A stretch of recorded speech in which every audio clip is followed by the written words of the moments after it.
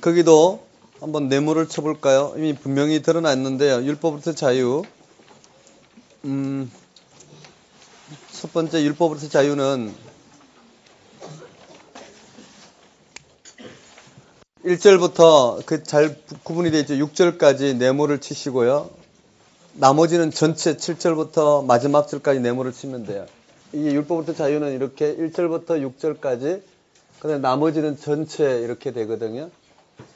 그래서 1절부터 6절까지는 거기 제목에 잘 나타나는 것처럼 율법에서 해방이에요. 다른 말로는요, 은혜의 법 아래 살아가는 거예요. 그리고 나머지 7절에서 마지막은 여긴 은혜의 법 아래, 즉 율법부터의 해방이라면 나머지는 율법의 한계 정도를 보면 될까요? 율법의 한계. 자, 우리 한번 읽어보면서 한번 봅시다. 무슨 말인지 한 번만 읽어봐도 이 지평에서 쉽게 이해될 거라 생각해요. 그리고 우리 8장은 굉장히 어려운데, 어렵다라는 건 그 깊이를 따라가기가 쉽지 않기 때문에요.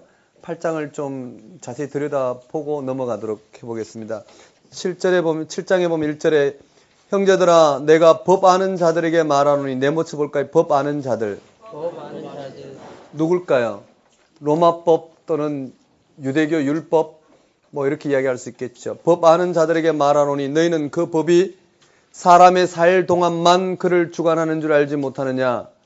남편이 있는 여인이 그 남편 생전에는 법으로 그에게 매인바되나 만일 그 남편이 죽으면 남편의 법에서 벗어나느니라. 그러므로 만일 그 남편 생전에 다른 남자에게 가면 음녀라. 그러나 만일 남편이 죽으면 그 법에서 자유롭게 되나니 다른 남자에게 갈라질지라도 음녀가 되지 아니하느니라. 그러므로 내 형제들아 너희도 그리스도의 몸으로 말미암아 율법에 대하여 죽임을 당하였으니 이는 다른이 곧 죽은 자 가운데서 살아나신 이에게 가서 우리가 하나님을 위하여 열매를 맺게 하려 함이라.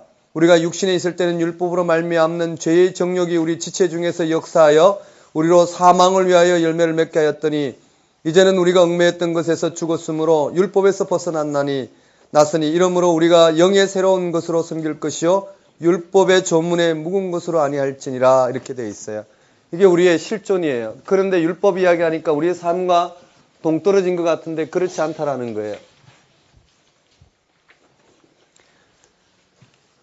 우리는 이 죽음의 권세에서 믿음으로 말미암아 생명이 옮겨진 것을 다양하게 지금 설명하고 있어요. 그것을 첫째는 우리 하나님과 화평을 누리고 하나님의 영광을 바라고 즐거워하는 삶이 우리에게 주어졌다라는 것. 그 다음에 죽음의 권세로부터 우리는 자유롭게 되었고 죄의 권세로부터 자유롭게 되었고 율법의 권세로부터 우리는 자유롭게 된 존재라는 거예요. 맞죠? 그게 율법의 권세를 남편과 아내, 여기서 그렇죠. 율법으로부터 자유를 한번 따를까요? 남편과 아내. 남편과 아내에서 남편을 율법에다 비유했어요.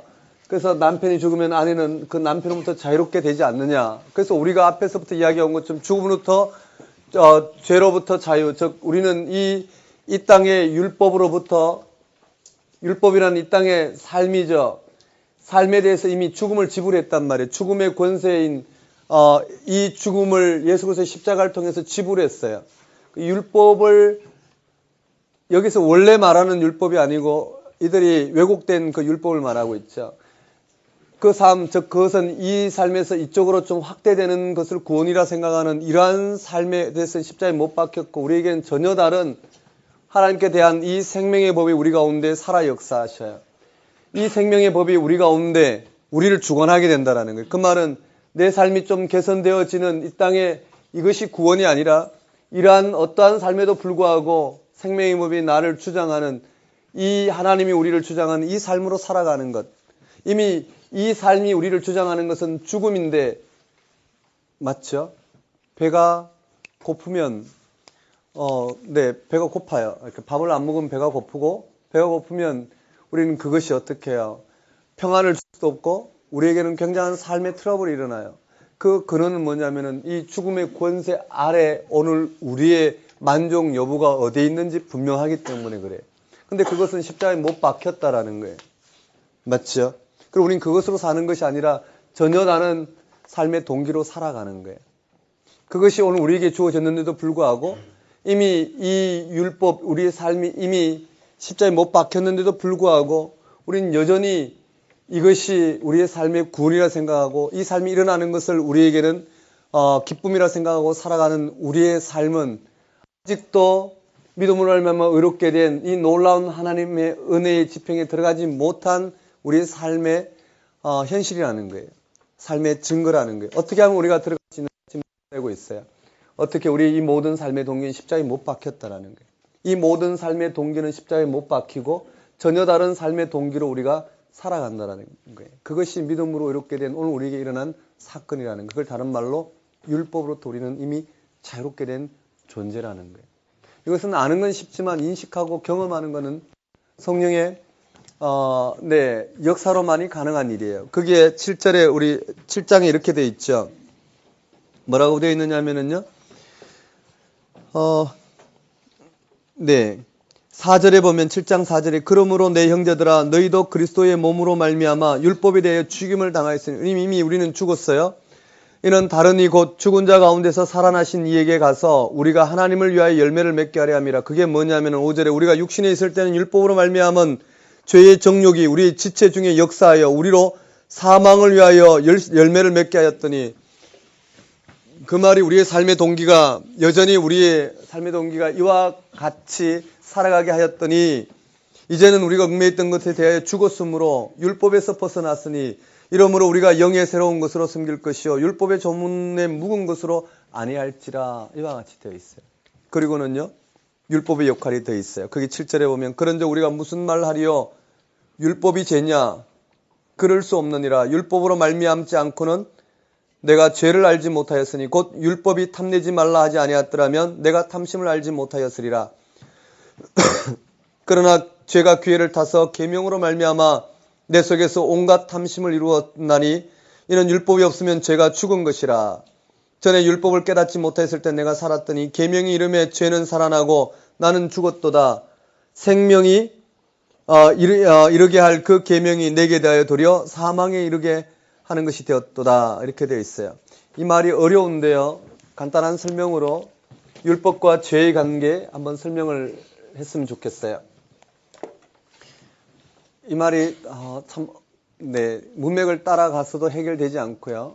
전체 이 해석학적인 이 틀을 가지고 들어가야 되는데 여기 보시면 우리는 이미 이 생명으로부터 단절된 이 죽음의 권세 아래 있는 이 삶 속에 하나님께서 이스라엘 백성들을 불러주셨어요. 맞죠? 율법에만 고정시켜서 보면은요. 불러주셨는데 그들의 신분은 죄인이에요. 그렇지만 죄인이 아닌 오늘 우리 하나님의 이 피조성이 완전히 확보되었던 이 생명 가운데 구했을 때 그 삶은 당연히 하나님을 향해서 창조주 하나님의 목적대로 살아갔을 거예요.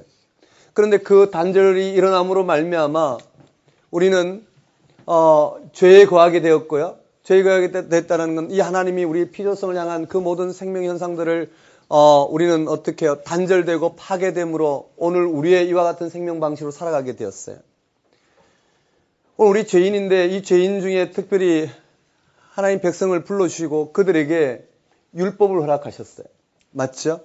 이 율법은 죄를 짓기 이전에 이 생명이 살아가는 삶의 방식이었어요. 그런데 이 죄인이 이 율법을 지키고자 하니 지켜지지 않을 거예요. 예를 들어서 여기에 탐내지 말라. 언제 탐내지 말라 이 계명이 이루어질 수 있나요? 탐내지 말라는 탐심은 하나님과 단절됨으로 일어나는 거니까 하나님과 온전한 생명 현상에 들어가면 탐내지 말라는 이 탐심이 없이 온전히 하나님을 향해서만 살아갈 거예요. 맞죠? 그런데 이미 죄 가운데 있는 우리들에게 탐내지 말라는 이 계명을 주셨단 말이에요. 우리가 무엇으로 살아가야 될지 우리의 하나님 백성으로서의 삶을 여기다가 드러냈어요. 그런데요. 유대인들은 어떻게 했느냐 하면 탐내지 말라는 계명을 어떻게 지킬 수 있을까? 첫째 뺏지 않고 둘째 소유하지 아니하고 셋째 구체적인 탐내지 말라는 계명을 이룰 수 있는 이와 같은 항목을 정해놓고 이것을 지키기만 하면 법을 지켰다고 생각해요. 가령 부동산 투기한 투기자들을 붙들어서 그들을 판단해야 될 판사조차도 어떻게 해요? 본인이 부동산 투기는 하지 않지만 부동산을 통해서 재산을 축적해야 된다는 이러한 생각들이 기본적으로 있는 것처럼 그 생각을 없이 하지 못하는 것처럼요. 법을 지키지만 그 속에는 어떻게 해요? 항구적으로 탐심이 존재하는 것처럼 이들은 이와 같이 법을 지킨다 하더라도 그 속에는 탐내지 말라. 즉 보니까 탐심이 생기더라는 거예요. 맞죠? 미워하지 말라 했는데 미움이 생기더라는 거예요. 이 탐내지 말라는 계명 앞에 이들은요, 이것을 지킴으로 말미암아 내가 의롭다고 할 수 있는 게 아니라 원래 계명을 주신 것은 탐내지 말라는 계명 앞에 내가 탐낼 수밖에 없는 죄인이라는 걸 깨닫게 된단 말이에요. 탐내지 말라는 죄인이라는 걸 깨닫게 되는 순간에 하나님은 그들을 향하여 어떻게 죄를 용서함으로 말미암아 하나님 백성 되고 하나님의 다스림이 일어나게 하신단 말이에요. 탐심 가운데 하나님 우리는 이와 같이 우리 힘으로는 탐내지 말라는 이 계명을 이루는 하나님의 이 온전한 백성으로 살아갈 수 없는 존재입니다. 우리는 이미 죄인입니다는 고백을 통해서 하나님은 뭘 허락하셨느냐면 속죄제를 허락하셨어요.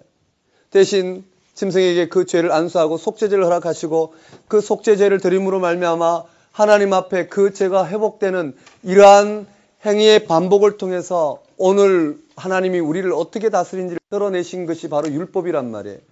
맞죠? 그런데도요, 하나님은 탐내지 말라는 계명을 통해서 이루고자 하는 것은 하나님 생명이 거론되신 하나님 우리를 다스리시는 그 하나님 다스림 가운데 드리는 것이었어요. 그런데 이들은요, 탐내지 말라는 계명을 통해서 그들은 자기가 의롭다는 이 세계에 빠져버렸단 말이에요. 결국은 어떻게 해요? 자기 의에 갇혀서 자기에게 집중함으로 말미암아 그는 이 생명이 거론되신 하나님 다스림 가운데 나아가지 못하고 결국은 그 결과는 죽음이라는 거예요. 이해되시나요? 자, 죄가 율법을 통해서, 맞죠? 죄가 율법을 통해서, 율법을 통해서 인간의 연약함을 기회로 삼아, 인간의 연약함, 자기를 드러내고자 하는 걸 기회를 삼아 사망을 이루게 된 것이 바로 이 땅에서의 삶이라는 거예요. 이 말 이해되시죠? 그것을 거기다 언급되어 있어요. 거기에 7절에 율법이 죄냐? 율법은 죄가 될 수 없어요. 율법이 죄냐? 아니라는 거예요.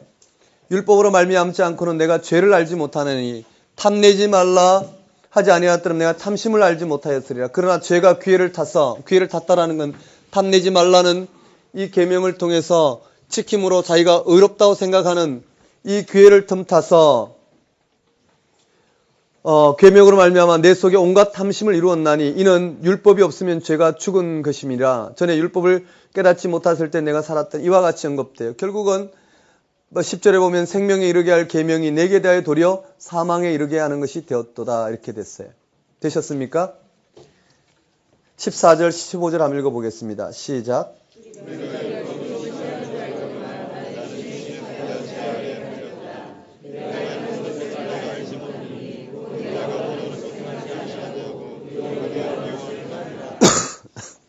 네, 이제 조금 빠르게 진행하겠습니다. 자, 여기에 율법과 복음과의 관계는 그거예요. 남편과 아내의 관계에서 율법은 이미 죽었다라는 거예요. 율법에 이와 같이 되죠. 이 죄의 삭신 죽음이 예수 그리스도를 통해서 지불되었어요. 맞죠? 그리고 자, 율법의 요구, 탐내지 말라는 것을 통해서 이루고자 한 율법의 요구는 하나님 앞에 세우는 것이었어요.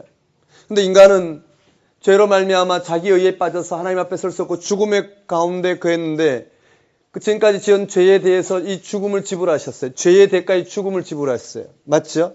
그리고 이 율법, 탐내지 말라는 율법을 통해서 율법이 요구하는 게 무엇이었느냐면 생명이에요. 근데 그 생명이 우리는 어떻게 해요? 죽음을 밖에 갈 수 없었지만 믿음을 통해서 예수 그리스도에 의해서 우리는 이 생명 가운데 거하게 되었단 말이에요. 뭘로요? 하나님의 은혜로 우리는 이 생명 가운데 거하게 됐어요. 원래 율법이 우리를 세우고자 하는 것은 생명 가운데 세우고자 했던 건데 인간이 죄로 말미암아 연약하여 자기의 의를 이루므로 말미암아 우리는 어떻게 해요? 하나님을 알지 못하고 생명 가운데 가지 못하고 죽음 가운데 갔어요. 그것을 오직 예수 그리스도의 십자가의 죽음을 통해서 죽음을 지불하고 우리의 죄의 삭신 죽음을 지불하고 그리고 여전히 우리는 죄 가운데 있지만 여전히 죄 가운데 있지만은 우린 죄의 삭신 죽음을 지불하고 여전히 죄가 우리 가운데 살아있지만 하나님은 이 율법이 요구하는 그 요구를 부활 생명을 통해서 우리 가운데 약속하셨단 말이에요. 우리는 하나님의 은혜로 말미암아 우리는 율법의 요구가 우리 가운데 일어났어요. 맞죠? 우리 가운데 이미 율법의 요구가 일어났기 때문에 생명이 율법의 요구가 우리 하나님 앞에 세우는 것이었어요. 우리는 이미 예수 그리스도를 통해서 세워졌기 때문에 율법은 더 이상 우리에게 필요 없어요. 맞죠? 이 율법은 더 이상 생명을 인도하는데 율법을 지킴으로 말미암아가 아니라 예수 그리스도를 믿음으로 말미암아 주어졌기 때문에 이 율법은 우리 가운데는 중요하지 않아요. 결정적이지 않다고요. 맞죠? 그러니 죄는 어떻게 해요? 살아 역사할 수 없는 거예요. 죄는 어떻게 해요? 죽음도 지불했고 죄를 발생한 율법도 하나님 앞에 우리를 예수 그리스도를 말미암아 이미 우리가 하나님 앞에 생명을 얻었기 때문에 죄는 더 이상 우리 가운데 살아 역사할 수 없는 거예요. 지금 이걸 설명하고 있어요. 무슨 말인지 이해되시나요? 이걸 설명하는데요. 여기에 바울의 실존은 그래요. 이미 이것을 아는데 마음으로는 저 하나님의 법을 쫓고자 하지만 육신으로는 죄의 법 아래 여전히 놓이더라는 거예요. 여전히 이 땅의 삶의 율법을 지키는 것, 내 삶을 확장시키는 것, 내 삶을 조금 더 개선시키는 것, 그것이 구원으로 받아들이고 그것을 위해서 살아가는 내 삶의 실존이 고백이 되는 거예요. 한번 따라해 볼까요? 마음으로는 하나님의 법을, 육신으로는 죄의 법을 섬기고자 하는 거예요. 이것이 어디서 극복되느냐면요. 이걸 드러내고 있는 거예요. 한번 따라해 볼까요? 성령 안에서. 이것이 어디서 극복되느냐면 다시 1장부터 7장까지 이야기하는 내용을 다시 강조를 해요. 뭘 강조하냐면요. 1절에 보면요. 그러므로 이제 그래서 예수 안에 있는 자에게는 결코 정죄함이 없다라는 거예요. 정죄함이 없나니 이는 그리스도 예수 안에 있는 생명의 성령의 법이 죄와 사망의 법에서 너를 해방하였습니다. 여러분 다시 한번 분명한 건 뭘까요?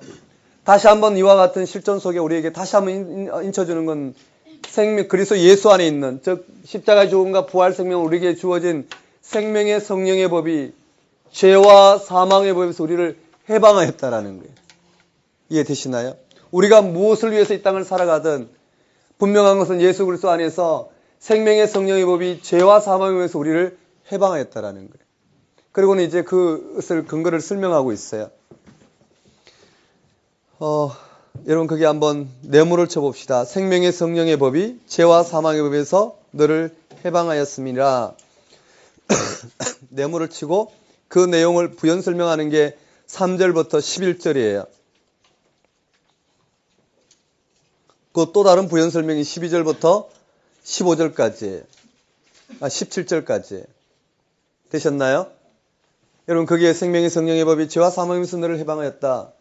자, 8장에서 해결할 게 있는데요. 자, 율법이 육신으로 말미암아 연약하여 할 수 없는 그것을 하나님은 하시나니. 자, 율법이 탐내지 말라는 율법이 인간의 이 연약함을 통해서 인간은 이 율법을 통해서 이 생명 가운데 거해야 되는데 인간이 연약하여 생명 가운데를 거하지 못하고 자기 의를 드러냄으로 말미암아 죄 가운데 거해서 죽음으로 갈 수밖에 없는 것을 율법이 하지 못하는 거예요. 율법이 우리를 생명 가운데 세워야 되는데 인간의 이 연약함 때문에 율법이 하지 못한 것을 3절에 하나님은 하시나니 뭘 하셨느냐면 곧 죄로 말미암아 자기 아들을 죄 있는 육신의 모양으로 보내어 육신의 죄를 정하사 육신을 따르지 않고 그 영을 따라 행하는 우리에게 율법의 요구가 이루어지게 하려 하심이라. 여기가 핵심이에요. 한번 따라해볼까요? 율법의 요구. 율법의 요구가 뭐였나요? 생명 가운데 거하는 것이었어요. 그런데 어떻게 해요? 율법은 우리의 연약함을 통해서 율법은 그 요구를 우리를 통해서 성취하지 못하고 결국은 율법은 우리의 죄가 드러나게 해서 사망으로 가게 했지만 하나님은 그 율법의 요구를 다 지키심으로 말미암아 우리를 어떻게 해요? 하나님 믿음으로 말미암아 이 생명 가운데 거하게 하시는 놀라운 은혜가 우리 가운데 주어졌다라는 거예요. 이해되시나요? 뭘 통했어요? 뭘 통해서 우리에게 그게 주어졌느냐 한번 따라볼까요? 그의 영을 따라 행하는 우리에게 그의 영을 따라 행하는 우리에게 네모를 밑줄을 그어보셔요. 그의 영을 따라 행하는 우리에게 여러분 그의 영을 따라 행하는 우리에게 그것이 주어졌대. 이제 결론을 향해 가고 있어요. 5절에 육신을 따르는 자에게는 육신의 일을, 영을 따르는 자에게는 영의 일을 생각하나니, 영을 따르는 자는 영의 일을 생각하나니 육신의 생각은 사망이요 영의 생각은 생명과 평안이라. 여러분 여기 보십시다. 수많은 성령의 역사, 성령의 능력, 이 문제를 영적이다 이야기를 그렇게도 많이 하지만은요, 영적인 건 단 하나예요. 그게 무슨 말이냐면요, 이 땅에서 내가 할 수 있고 할 수 없는 것으로 원인과 결과가 주어지는 것은요, 예를 들어서 여러분 성경 공부하러 오는 것은 영적이고, 아니 주일날 예배 드리는 것은 영적이고, 주일날 등산 가는 것은 육적이다 이렇게 이야기하는 게 아니라는 거예요. 그게 다 영적이 될 수도 있고 육적이 될 수 있어요. 뭐냐면요, 우리가 할 수 있는 것은 육적인 거예요. 성령께서만이 하셔야 될 일은 영적인 거예요. 이해되시나요? 성령의 역사란 제3위 대신 삼위일체의 제3위 대신 성령 하나님의 역사란 우리가 할 수 있는 것을 잘 보셔야 돼요. 우리가 할 수 있는 건 육신의 일이고, 우리가 할 수 없는 것을 이루시는 것이 바로 성령의 역사라는 거예요. 그게 뭘까요? 여기에서 바로 이 일이에요. 믿음으로 말미암아 의롭게 되는, 이것이 성령의 역사라는 거예요. 이해되시나요? 영으로 하는 일, 즉 십자가의 죽음과 부활 생명을 통해서 우리 가운데 이 생명을 맛보게 하는, 그리고 이 생명을 가지고 이 땅 가운데 살아가게 하는 것, 그건 우리가 아무리 노력한다고 되지 않아요. 우리는 다만 여기까지 갈 뿐이에요. 이게 있다라는 지평을 열어낼 뿐이에요. 말씀을 통해서요. 그래서 성령은 우리를 통해서 이것을 깨닫게 하고, 하지만 초월적인 성령의 능력으로 이것을 경험하게 하고 우리 삶 속에 그 능력을 드러내시는 사역은 오직 성령께서 하시는 일이에요. 그러니까 어떻게 해요? 육신의 일은 이 땅에서 우리가 일어나고 이 땅에서 경험하는 것은 결국은 죽음이고, 성령을 통해서, 즉 예수 그리스도의 십자가의 죽음과 부활 사건을 통해서 맛보는 이 생명이 우리 삶 속에 드러나는 그 사건은 뭘까요? 생명이라는 거예요. 이 말 이해되시나요? 그러니 해답이 어딨나요? 오직 믿음으로 예수 그리스도의 십자가의 죽음과 부활 생명으로 우리를 다스리시는 그 하나님의 역사하심에 우리를 내어드리는 것, 그것만이 믿음으로 이렇게 된 사람들이 우리 가운데 일어난 구원의 지평을 열어내고 복음이 복음으로 들려지는 결정적인 사건이다 할 수 있어요. 근데 여기 또 우리는 어떻게 율법으로 돌아가요? 그럼 나는 뭘 해야 되지? 그럼 율법으로 돌아가는 거예요. 우리가 할 수 있는 거는요, 최대한 말씀을 쫓아가지만 하나님의 때에 하나님의 방식으로 우리는 이 세계에 참여할 수 있어요. 우리는 그렇게 참여한 사람들이에요. 처음부터 믿음으로 말미암아 의롭게 된 그 은혜는 우리가 무엇을 해서 되는 게 아니에요. 맞죠? 하나님 우리 가운데 믿게 하셔서 우리는 지금 이와 같이 이 세계에 눈을 뜨고 있다고요. 그리고 이 복음의 능력이 우리 삶 속에 드러나는 것 또한 똑같은 원리예요. 우리에겐 다른 길을 주시 않으셨어요. 믿음으로만 의롭게 되는 이 놀라운 성령의 역사가 오늘 우리를 그리스도인이 되게 하고 이 구원의 지평에서 살아가게 하신다라는 거예요. 그것을 지금 8장에서 이야기하고 있어요. 한번 보십시다. 8장에서요. 6절에 육신의 생각은 사망이요 영의 생각은 생명과 평안이니라. 육신의 생각은 하나님과 원수가 되나니 이는 하나님 법에 굴복하지 아니할 뿐 아니라 할 수도 없습니다. 육신이 있는 자들은 하나님을 기쁘게 할 수 없느니라. 만일 너희 속에 하나님의 영이 거하시면 너희가 육신이 있지 않고 영이 있나니 누구든지 그리스도의 영이 없으면 그리스도의 사람이 아니니라. 또 그리스도께서 너희 안에 계시면 몸은 죄로 말미암아 죽은 것이나 영은 의로 말미암아 살아있는 것이니라. 예수를 죽은 자 가운데 살리시는 영이 너희 안에 거하시면, 그래서 예수를 죽은 자 가운데 살리시니가 너희 안에 거하시는 그 영으로 말미암아 너희 죽을 몸도 살리시리라. 그래서요, 그것이 뭐냐면은요, 생명의 성령의 법이, 즉 성령의 역사, 즉 예수 그리스도의 부활의 영이신 성령께서 십자가의 죽음과 부활 생명이 오늘 우리 삶 속에서 살아 역사하시도록 함으로 말미암아 우리는 이 땅에서 바로 하나님을 향하여 이 생명을 향해 살아가는 내 생명체가 된다, 부활체가 된다라는 거예요. 이 말 이해되시죠? 이것이 우리에게 주어진 삶이래요. 그걸 설명했어요. 육신의 일은 육신의 일은 내 사망이요. 이 생명의 일은 영적인 내 생명의 일은 육신의 일은 사망이요. 영적인 일은 생명과 평안이라. 평안이 아까 이야기했어요. 화평이 뭔가. 그와 같이 드러났어요. 그러므로 우리 18절인가요? 12절인가요? 12절에 그러므로 형제들아 우리가 빚진 자로 돼 육신에게 져서 육신대로 살 것이 아니니라. 너희가 육신대로 살면 반드시 죽을 것이되 영으로서 몸의 형식을 죽이면 살리니 무릇 하나님의 영으로 인도함을 받는 사람은 곧 한번 동그라미 해봅시다. 하나님의 아들. 그 다음에 마지막에 아빠 아버지. 16절에 하나님의 자녀. 하나님의 상속자. 그게 다 이 개념이에요. 8장에요.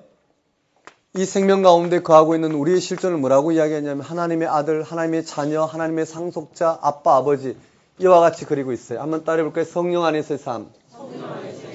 8장의 1절부터 17절까지 내용은 그렇게 연결이 돼요. 그러니까 한마디로 결론은 무엇이냐면은 바로 예수 그리스도의 십자가의 죽음과 부활 생명에 눈을 뜨는 것만이 우리가 하나님 법에 거하는 유일한 삶이라는 거예요. 자, 거기에 위에 그렇게 이야기했어요. 8장에 또다시 밑에 뭐라고 이야기하고 있냐면요. 거기에 한번 동그라미 볼까요? 18절부터 마지막 18절부터 30절까지 내용인데요. 굉장히 어려운 내용인데 한번 동그라미 해봅시다. 거기에 18절에 영광이라는 표현이 되어 있어요. 한번 따라해볼까요? 영광. 18장에 여기 한번 따라해볼까요? 영광. 여기에 영광이라는 표현 동그라미 하시고요. 그리고 20절에 하나님 자녀들의 영광의 자유, 영광 동그라미 해볼까요? 동그라미 하고요. 그 다음에 30절에 영화 동그라미, 영화롭게 하셨느니라 영화 동그라미 하셔요.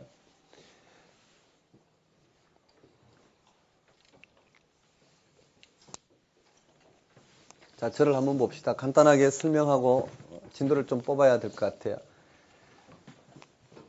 핵심은요, 성령 안에서 예수 그리스도의 십자가의 죽음과 부활 생명을 통해서 우리는 이것이 현실이고 이 성령 안에서 이 성령께서 오늘 우리 가운데 열어내신 이 부활 생명을 가지고 이 땅을 살아가요. 그렇지만 이 땅의 삶은 여전히 우리의 실존이란 말이에요. 여전히 이 땅의 삶은 현실적으로 우리에게 고난이 와요. 맞죠? 고난이 오는 가운데 우리 5장에서 다뤘어요. 고난이 오지만 우리의 현실에서 이 고난에도 불구하고 내 삶이 여기서 이쪽으로 개선되지 않더라도 우리는 생명을 누릴 수 있고 기뻐할 수 있는데 그 기뻐할 수 있는 근거가 무엇이냐면은 우리에게 임한 예수 그리스도가 다시 오실 때 우리가 참여하게 되는 그 영광, 온전히 우리의 생명이 몸과 영이 다 회복된 그 영광에 참여하게 되는, 그러니까 이 세상의 삶이 다 지나가고 우리에게 온전한 회복, 영과 육이 온전히 회복되는 그 영광에 참여하는 그 놀라운 은혜가 우리 가운데는 이미 어떻게 해요? 약속이 되어 있다라는 거예요. 이해되시나요? 약속이 되어 있기 때문에요. 이 고난이 있지만 너무나도 확실한 이 영광이 우리 가운데 있기 때문에요. 결국은 생각하건대 현재의 고난이 장차 우리에게 나타날 이 영광과 감히 비교할 수 없다라는 거예요. 이 영광을 보면 볼수록, 즉 예수 그리스도의 부활 생명을 통해서 우리 가운데 임한 이 영광에 대한 약속을 우리는 들여다보면 들여다볼수록 우리는 고난 가운데에도요, 이 영광이 우리에게는 결정적으로 우리 가운데 역사하게 될 것이라는 거예요. 그래서 여기 뭐라고 이야기하고 있냐면요, 여기는 우리가 영광 가운데 있다는 걸 증거하고 있어요. 이게 가장 확실한 우리의 고백이기 때문에요. 오늘 우리는 영광이라고 이야기하고 있고요. 영광, 영화 이렇게 이야기되어 있어요. 그 다음에 이것을 직접적으로 언급했고 간접적으로 언급하고 있는 부분이 있는데요. 그 전에 먼저 우리 네모를 한번 쳐봅시다. 네모를 쳐보면은요, 22절에 피조물이 이제까지 함께 탄식했더라. 피조물의 탄식이 나와요. 피조물의 탄식이 나오고요. 네모를 치시고, 그 다음에 두 번째 네모를 쳐야 될 거는요, 23절에 그뿐 아니라 또한 우리 곧 거기서 네모를 치면 좋겠어요. 성령의 처음 익은 열매를 받은 우리까지도 속으로 탄식하며, 우리도 탄식하는 거예요. 성령의 처음 익은 열매를 받은 그리스도인이죠. 그리스도인을 말해요. 우리까지도 탄식하고, 그 다음에 또 탄식하는 이가 있는데 성령께서 탄식하는 거예요. 거기에 26절에 끝에 보면 오직 성령이 말할 수 없는 탄식으로 성령의 탄식이 주어져요. 성령의 탄식이 주어지고요. 그래서 이 세 가지 탄식이 어디로 묶어지냐면은 28절에 하나님을 사랑하는 자 곧 그의 뜻대로 부르심을 입은 자들에게는 모든 것이 합력하여 선을 이룬대. 한번 따라해볼까요? 모든 것이 합력하여, 모든 것이 합력하여 선을 이룬대. 이 선을 이루는 거예요. 그러니까 이렇게 되는 거예요. 여기를 한번 봅시다. 피조물의 탄식도 선으로 연결되고, 우리의 탄식도, 이 성령의 탄식도 합쳐서 어떻게 해요? 모든 것이 합력하여 선을 이루는데, 이 선이 무엇이냐라는 거예요. 선이 바로 저 영광에 참여하는 거예요. 이 영광에 참여하는 것이 선이란 말이에요. 이해되시겠어요? 그래서 오늘 우리가 이 땅 가운데 여전히 우리는 아직 오고 있는 하나님, 완성될 하나님 나라를 향해서 이미 선취된 하나님 나라 이 생명을 가지고 살아가지만 여전히 육신의 고난이 있어요. 하지만 우리의 모든 삶은 어디에 향해 있다고? 이 영광을 향해 있어요. 그리고 영광이 드러내는 그 생명을 향해서 우리는 살아간단 말이에요. 하지만 여전히 우리는 이 땅에 고난 가운데 있단 말이에요. 그러니까 고난 가운데 있는 오늘 우리들이 무엇을 구해야 될지도 알 수 없어요. 오늘 내게 닥친 이 문제 앞에서 나는 이 영광을 바라고 정말 소망한다 하지만 내 삶은 바울이 고백한 것처럼 육신으로는 여전히 죄의 법 아래 놓여서 내 삶이 개선되어지고 여전히 하나님이 나에게 결정적인 그리스도가 되시는데도 불구하고 내가 어떻게 해요? 하고 밥 한 끼 더 먹는 것이 나에게는 결정적인 내 육신의 소욕이 결정적으로 거기서 작용하더라는 거예요. 이러한 실존 가운데 살아가는 오늘 우리들에게 무엇을 빌어야 될지 어떻게 기도해야 될지 알 바를 알지 못하는 우리들에게 성령이 함께해서 뭘 원하게 하냐면 선을 이루어 가더라는 거예요. 이 선은 바로 이 영광에 참여하게 놀라운 은혜 가운데 우리를 두게 한다라는 거예요. 이 말 이해되시나요? 그리고 여기에 또다시 영광에 참여하는 다양한 표현들이 나와요. 여러분이 동그라미 하시면 되는데 하나님 자녀라는 표현도 나오고요. 양자됐다라는 표현도 나오고요. 하나님의 아들들이라는 표현도 나오고요. 속이라는 표현도 나오고요. 아빠, 아버지라는 표현도 다양한 표현들이 나오는 그 표현들이 다 어떻게 간접적으로 영광을 드러내는 표현들이라는 거예요. 그러니까 이 영광에 참여하는 이 부분은요. 오늘 우리에게 크라이막스인데 여기에 18절부터 30절까지가 바로 성령 안에서 이 예수 그리스도의 십자가와 부활 생명 가운데 이 생명을 가지고 이 땅을 살아가는 오늘 우리들 성령 안에서 이 삶이 주어지는데 성령 안에서 주어지는데 우리의 삶의 실체는 바로 이 영광에 참여하는 것이고 현재는 고난 가운데 있지만 모든 피조물과 오늘 우리들과 성령께서는 오늘 우리에게 어떻게 이 영광에 참여하는 놀라운 일들을 날마다 성령께서 해가신다. 우리는 빌바를 알지 못하고 우리는 탄식하지만 성령은 우리가 무엇을 얻어야 될지를 너무나 잘 아시고 우리가 비록 육신의 소욕을 쫓아서 이 땅 가운데 우리가 시선을 빼앗기고 이와 같은 삶을 구한다 하더라도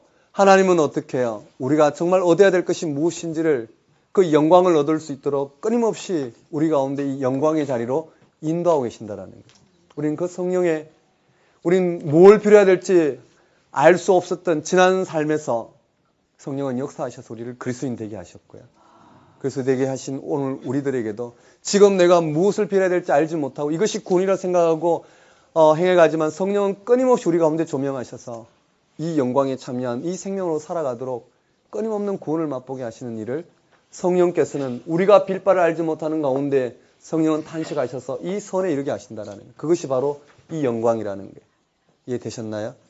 그게 눈을 뜨는 것이 우리의 구원이라는 거예요. 그게 눈을 뜨는 것이 오늘 그리스도인들의 본질적인 삶에 참여하는 거예요. 되셨나요?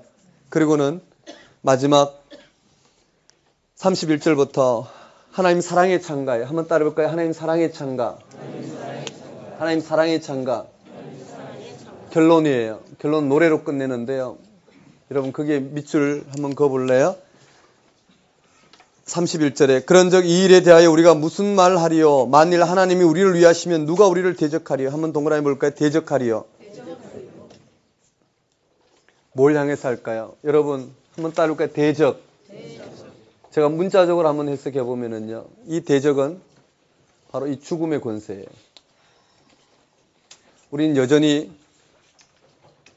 빌바를 알지 못하고 바울의 고백으로 보면 육신으로는 죄의 법 아래 너희는 우리들이 어떻게 할 마음으로 하나님의 법을 섬기는 그 생명에 나아갈 수 있을까? 그 해답을 다시 한번 제시하고 있어요. 어떻게? 우리는 여전히 죽음이 두려워요.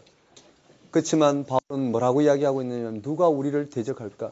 죽음도 우리를 대적할 수 없다는 거. 이유가 무엇이냐면 바로 우리에겐 저 영적인 일이 일어났기 때문에 그 영적인 일을 다른 말로 뭐라고 표현했느냐면요. 32절에 자기 아들을 아끼지 아니하시고 우리 모든 사람을 위하여 내주시니가 어찌 그 아들과 함께 모든 것을 우리에게 주시지 아니하겠느냐. 맞죠?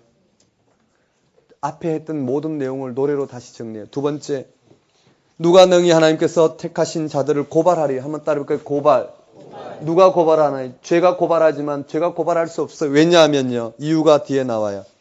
의롭다 하신 이는 누구시라고요? 하나님이시기 때문에요. 세 번째는 한번 따라볼까요? 누가 정죄하리요? 정죄는 법이 하잖아요. 맞죠? 법이 정죄를 하는데요. 누가 우리를 정죄하리요? 죽으실 뿐 아니라 다시 살아나신 이는 그리스도 예수시니 그는 하나님 우편에 계신 자여 우리를 위하여 간구하시는 자니라. 지금 우리의 실존을 이야기하고 있어요. 누가 우리를 정죄하리요? 그리고는요, 결론이에요. 누가 우리를 그리스도의 사랑에서 끊으리요? 여러분, 이 실체를 이야기해야 돼요. 누가 우리를 그리스도의 사랑에서 끊으리요? 우리가 이 땅에 그리스도를 향해서 살아가는, 이 생명을 향해서 살아가는 우리의 삶에 죽음인들 우리를 끊어낼까? 저 죄가 우리 가운데 살아있는다도 끊어낼까? 율법이 우리를 끊어낼, 그렇지 않다라는, 어떠한 이 땅의 죽음의 권세도 우리를 그리스도의 사랑에서 우리는 이 생명을 가지고 살아가는 그 사랑에서 우리를 끊을 수 없다라는 거예요. 맞죠? 우린 그만큼 분명하고 확실하게 성령의 역사로 우리 가운데는 예수가 나의 구주가 되신 사건 가운데는 바로 저 영광이 우리에겐 온전히 주어졌고 그 영광이 이미 이 땅 가운데 선취되어져서 그 영광을 위해서 살아가는 삶이 우리 가운데 주어졌는데 그 영광을 위해서 살아가는 삶을 죽음의 권세도 끊어낼 수 없어요. 죄의 권세도 끊어낼 수 없고 율법의 권세도 끊어낼 수 없단 말이에요. 그만큼 우리 가운데 확실하게 임한 하나님의 사랑이 우리에게 주어졌다라는 거예요.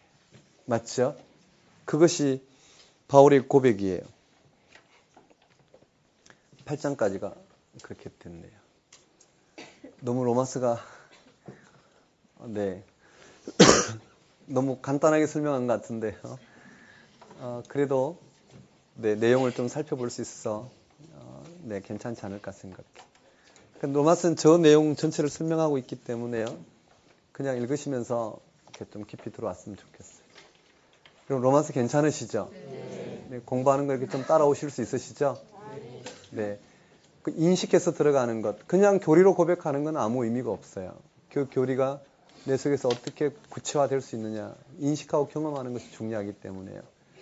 자, 그렇게 됐어요. 여기까지 언급됐어요. 자, 한번 따라해볼까요? 이스라엘의 구원과 심판. 이스라엘의 구원과 심판. 네, 여기는 그냥 이렇게 처리하고 지나갈 거예요. 자, 여기까지 정리가 됐어요.